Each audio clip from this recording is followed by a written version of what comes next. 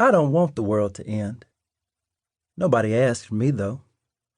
Boy, you're too young to have an opinion. They cry and cry each time I offer up a couple cents. Maybe so. Maybe. But if 12 is too young to think, it sure as hell is too young to die. I guess it won't be death. I will simply disappear in the twinkling of an eye, right around midnight on the last night of this world, December 31st, 1999, when Jesus Christ returns to set his kingdom up for good and for good reason. Things have really gone to shit since he's been gone.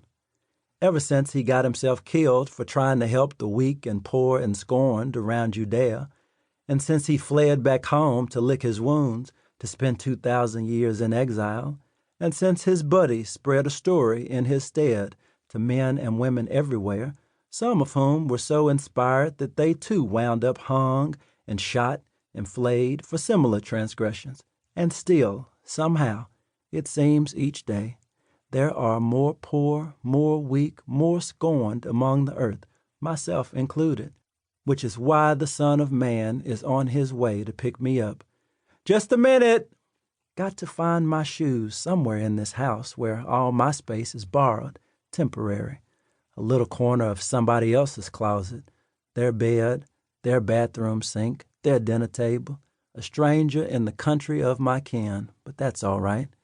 There are many mansions over there and plenty room for me. Here I come! Out the door and down the sidewalk to the long and boxy town car where Clarice sits waiting. She will disappear as well. Must be why her head is bare, why those thick gray curls are washed and set but unadorned, ready for her crown reserved in layaway. Or does she wear no hat tonight simply because it's Friday? I don't know for sure. Don't know anything for sure when it comes to her, my father's mother, or when it comes to my own mother, wherever she is, or when it comes to anybody else who played some role in making this world what it has been for these 12 years. But that's all right, too. He knows it all. We're on our way. The gravel parking lot is nearly full, not even 10 o'clock yet.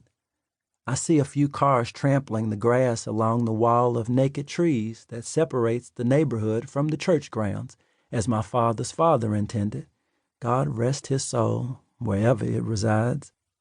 He left the church to his offspring, left the town car to his widow, left instructions that she keep her parking space up front so we don't have to search at all. Just roll right in. We're here. In the sanctuary, someone saved a seat for her. Scoot over some, I asked them with my eyes, and they scoot, since I'm with her, and I'm small.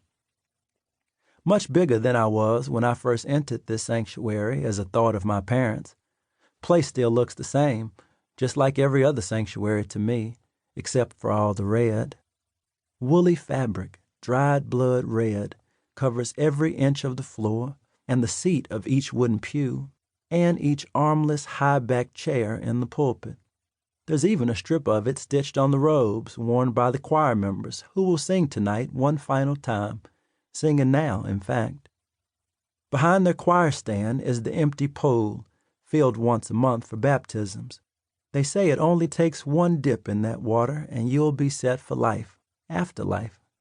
They say a lot of things that ain't the truth, so I went back a second time, right after my 12th birthday this past January, to be sure. I also decided, a few months ago, to read the Bible on my own, 3 or 4 pages a day.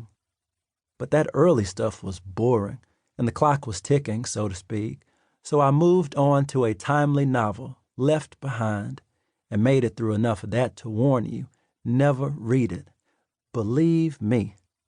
Since then, I've tried to talk to God a lot more and to sin a lot less. Had a hard time doing either. According to the clock nailed to the back wall above the audio-visual control room, where tonight's service is being recorded for some reason, we have only an hour.